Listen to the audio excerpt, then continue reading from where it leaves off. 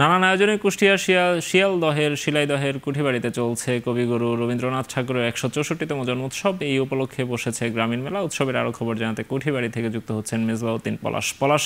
উৎসবের আজ কততম দিন? বিশ্বকবির জন্মোৎসব উপলক্ষে কি কি আনুষ্ঠানিকতা থাকছে আমাদের জানাবেন।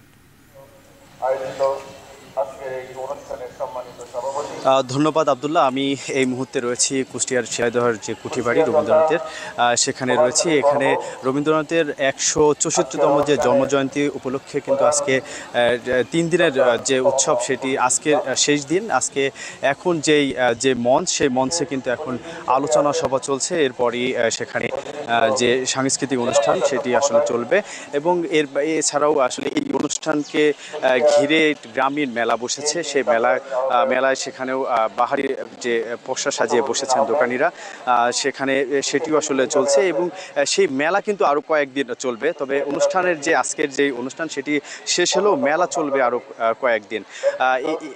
এছাড়াও আরেকটু বলে রাখি যে যে কুঠিবাড়িতে কিন্তু যে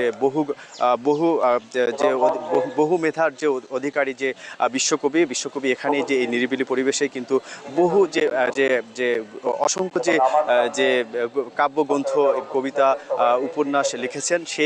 সেই উপন্যাসে কিন্তু আমার পাশে যে মঞ্চ, সেই মঞ্চের কিন্তু সেখানে যে রবীন্দ্র শিল্পীরা তারা কিন্তু সেটি গানে গানে প্রচার করছেন। এই ছিল আমার কাছে কুঠিবাড়ি থেকে আব্দুল্লাহ। কুষ্টিয়ায় কবিগুরুর জন্মোৎসব উপলক্ষে যে গ্রামীণ মেলা বসেছে সেখানকার খবর জানাচ্ছিলেন আমাদের সহকর্মী পলাশ উদ্দিন।